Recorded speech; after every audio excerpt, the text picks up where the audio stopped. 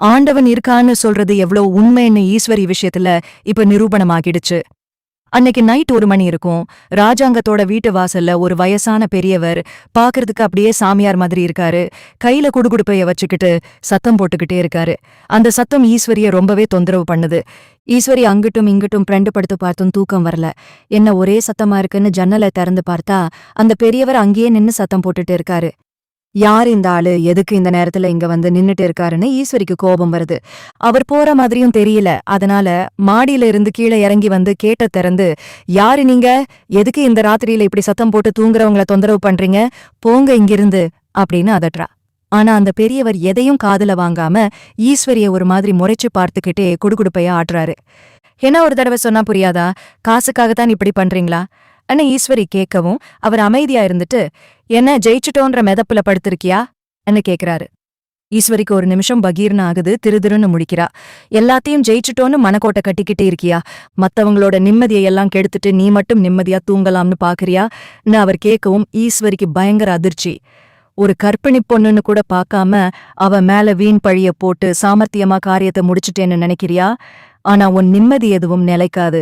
ஆண்டவன் ஒருத்தன் இருக்கான், அவன் எல்லாத்தையும் பார்த்துக்கிட்டு தான் இருக்கான். இங்க இருக்கிறவங்க கண்ணை வேணா நீ மறைக்கலாம், ஆனா அவன் கண்ணை உன்னால மறைக்க முடியாது. அவன் கொடுக்க போற தண்டனைய மட்டும் பொறுத்திருந்து பாருன்னு சொல்லி மிரட்டுறாரு. நல்லா இருந்த குடும்பத்தையும் சந்தோஷமா இருந்த தம்பதியையும் பிரிச்சிட்டியே, இதுதான் நீ நிம்மதியா தூங்க போற கடைசி தூக்கம், நல்லா தூங்கிக்கோன்னு சொல்லிட்டு அவர் பாட்டுக்கு போயிட்டே இருக்காரு. ஈஸ்வரிக்கு ஒண்ணுமே புரியல. பின்னாடியே ஓடிப்போய் நில்லுங்க, என்ன சொல்றீங்கன்னு கூப்பிட்டும் அவர் நிக்காம போயிடுறாரு. ஈஸ்வரிக்கு அன்னைக்கு நைட்டே தூக்கம் போயிடுச்சு. யாரு இவன், லூசு மாதிரி ஏதேதோ பேசிட்டு போறான் அன்னு நினைச்சிட்டு போய் படுக்கிறா. ஆனா மனசு முழுக்க குழப்பம். விடியுற வரைக்கும் அவளுக்கு தூக்கமே வரல. விடிஞ்சதும் சித்ராவும் ஐஸ்வர்யாவும் வந்து, என்னம்மா தூங்காம இப்படி உட்கார்ந்திருக்கீங்க அன்னு கேட்கவும் ஈஸ்வரி நடந்ததையெல்லாம் சொல்றா. ராத்திரி ஒரு குடுகுடுப்பக்காரன் வந்து என்னென்னமோ பேசிட்டு போயிட்டாண்டி, என் நிம்மதி போக போகுதுன்னு வயித்துல புளிய கரைச்சிட்டு போயிட்டான்னு சொல்லிட்டு ஒரு காஃபி கொண்டு வர சொல்றா. சித்ரா காப்பி போட்டு எடுத்துட்டு வந்து கொடுக்கும்போது ஈஸ்வரி அதை வாங்க கை நீட்டுறா. ஆனா திடீர்னு அவ கை கால் எல்லாம் விளங்காம போயிடுது. வாய் அப்படியே ஒரு பக்கமா கோணிக்குது. ஐயோ, அம்மாவுக்கு என்ன ஆச்சுன்னு சித்ராவும் ஐஸ்வர்யாவும் பதறி போய் கத்த சத்தம் கேட்டுட்டு வீட்ல இருக்கிற மத்தவங்களும் ஓடி வராங்க. உடனே சேது வண்டியை எடுத்துட்டு ஹாஸ்பிட்டலுக்கு தூக்கிட்டு ஓடுறாங்க. டாக்டர் செக் பண்ணி பார்த்துட்டு அவங்களுக்கு ரொம்ப சீவியரான பக்கவாதம், ஸ்ட்ரோக் வந்திருக்கு. ஒரு கையும் காலும் செயலிழந்துருச்சு. இனி அவங்களால சரியா பேசவும் முடியாதுன்னு சொல்லவும் குடும்பமே அதிர்ச்சியில உறைஞ்சு போகுது. ஈஸ்வரி பெட்ல படுத்துக்கிட்டு கதறி அழறா. ஆனா அவளால வாயை திறந்து கூட பேச முடியல. சித்ரா அங்கேயே அழுதுகிட்டே, எல்லாம் நம்ம செஞ்ச பாவந்தாம்மா, அன்னைக்கு அந்த பொண்ணு மேல பழிய போட்டதுனாலதான் இன்னைக்கு அந்த சாமியார் சொன்ன மாதிரி உனக்கு இப்படி ஆகிடுச்சு போலேன்னு சொல்லவும் ஈஸ்வரிக்கு அந்த பெரியவர் சொன்னது எல்லாம் ஞாபகம் வந்து கலங்குறா. அப்போ சாவித்திரியும் தாமரையும் வராங்க.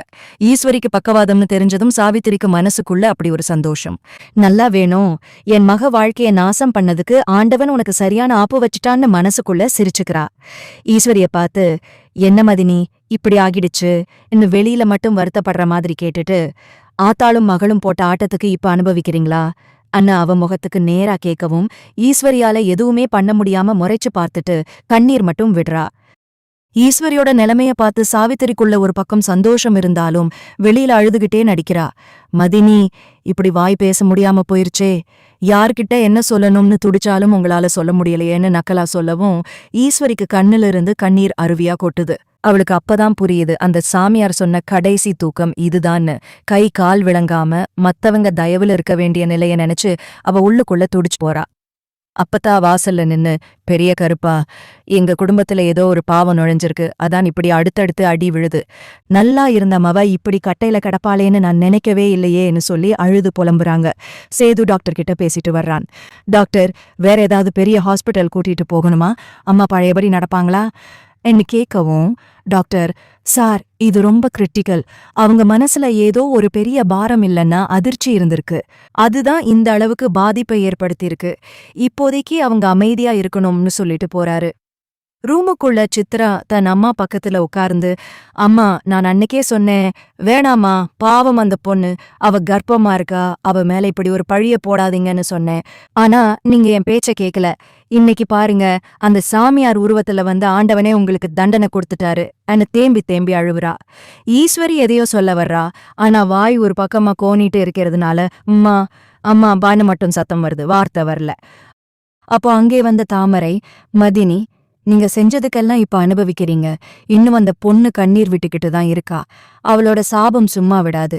இதையாவது பார்த்து திருந்துங்கன்னு சொல்லிட்டு போறாங்க. மத்தவங்க எல்லாம் வெளியில போனதுக்கு அப்புறம் சாவித்திரி மட்டும் ஈஸ்வரி காது கிட்ட மெதுவா குனிஞ்சு, என்ன மதினி, ரொம்ப வலியா இருக்கா? என் மகளை வீட்டை விட்டு துரத்துறப்ப இதே வலிதான் எங்களுக்கும் இருந்துச்சு. இப்ப அனுபவிங்க. இது வெறும் ஆரம்பம்தான். இனிமே நீங்க ஒவ்வொரு நிமிஷமும் நரகத்தை அனுபவிக்க போறீங்கன்னு சொல்லிட்டு சிரிச்சுக்கிட்டே வெளியில போறா. ஈஸ்வரி அந்த பெட்ல படுத்துக்கிட்டு அந்த சாமியார் சொன்ன ஆண்டவன் ஒருத்தன் இருக்கானுங்கிற வார்த்தைய நினைச்சு தான் செஞ்ச தப்பையெல்லாம் நினைச்சு மனசுக்குள்ளேயே கதறி அழறா. ஆனா அவளோட அழுகைய துடைக்க கூட இப்போ அவளால கைய தூக்க முடியல. இதெல்லாம் பார்த்தா ஈஸ்வரிக்கு இது சரியான தண்டனைன்னு தான் தோணுது. டாக்டர் சொன்னதை கேட்டு சேது அப்படியே இடிஞ்சு போய் ஒரு ஓரமா உட்காந்துடுறான். சிந்தாமா, நல்லா இருந்த மனுஷிக்கு இப்படி ஆகிடுச்சே, இனிமே அவங்க பழையபடி நடப்பாங்களா, பேசுவாங்களா அன்னு கேட்டு கலங்குறான். ஆனா சித்ராவால அவனுக்கு ஆறுதல் சொல்ல முடியல. ஏன்னா இது அம்மாவோட தப்புக்கு கிடைச்ச தண்டனைன்னு அவளுக்குள்ள ஆழமா பதிஞ்சிடுச்சு. கொஞ்ச நேரத்துல ஈஸ்வரிய வார்டுக்கு மாத்துறாங்க. அங்க போயும் ஈஸ்வரியோட கண்ணு ஓய்ந்தபாடு இல்ல. வாசல்ல அந்த சாமியார் நின்னதும் அவர் சொன்ன ஒவ்வொரு வார்த்தையும் அவ காதுக்குள்ள ரீங்காரமிட்டுக்கிட்டே இருக்கு. நல்லா இருந்த தம்பதியை பிரிச்சுட்டு நீ நிம்மதியா இருக்க பாக்குறியா அப்படின்னு அவர் கேட்டது இப்ப அவளை அப்படியே சுட ஆரம்பிக்குது. வாயை திறந்து தப்பு பண்ணிட்டேன்னு சொல்லக்கூட முடியாம, கை கால்களை அசைக்க முடியாம ஒரு நடைப்பிணமா படுத்திருக்கிறது அவளுக்கு நரகமா இருக்கு. அப்பதான் உள்ள வந்து ஈஸ்வரியோட கைய புடிச்சுக்கிட்டு, ஏன் ஈஸ்வரி இப்படி ஆகிடுச்சு? அந்த பொண்ணு மேல பழிய போட்டப்பவே எனக்கு மனசுக்குள்ள ஒரு நடுக்கம் இருந்துச்சு. பெத்தவளா இருந்துகிட்டு ஒரு பொண்ணோட வாழ்க்கையில விளையாடிட்டியே, அந்த பாவம்தான் இன்னைக்கு உன்னை இப்படி முடக்கி போட்டுடுச்சுன்னு சொல்லி அழறாங்க. மோகனாவும் மலரும் வந்து பார்க்கறாங்க. ஆனா அவங்க முகத்துல முன்னாடி இருந்த அந்த துள்ளல் இல்ல. ஈஸ்வரியோட நிலைமைய பார்த்து அவங்களுக்கே ஒரு பயம் வந்துடுச்சு. சாவித்திரி விடாம அப்பப்போ உள்ள வந்து, மதினி, எப்போ எந்திரிப்பீங்க? என் பொண்ணு வந்தா அவகிட்டையாவது மன்னிப்பு கேப்பீங்களா? இல்ல இப்படியே படுத்துக்கிட்டு வேடிக்கை பார்ப்பீங்களா? அன்னு வஞ்சகமா பேசிட்டு போறா. ஈஸ்வரியால எதுவுமே செய்ய முடியல. வெறும் கண்ணீர் மட்டும்தான் அவளுக்கு பதிலா இருக்கு. அடுத்த நாள் காலையில ஹாஸ்பிட்டலுக்கு செய்தி தெரிஞ்சு இன்னும் சில சொந்தக்காரங்க வராங்க. ஆனா ஈஸ்வரியோட மனசு முழுக்க தான் செஞ்ச அந்த பெரிய துரோகம் தான் நிக்குது. இந்த தண்டனை எனக்கு பத்தாது, நான் அந்த பொண்ணுகிட்ட சொல்லணும், உண்மைய ஒத்துக்கணும்னு அவ மனசு துடிக்குது. ஆனா விதியே அவளோட நாவை கட்டி போட்டு வேடிக்கை பார்க்குது. உன் நிம்மதி என்னோட போக போகுதுன்னு அந்த சாமியார் சொன்னது எவ்வளவு பெரிய உண்மைன்னு ஈஸ்வரி இப்ப ஒவ்வொரு நொடியும் உணர்ந்துகிட்டே இருக்கா.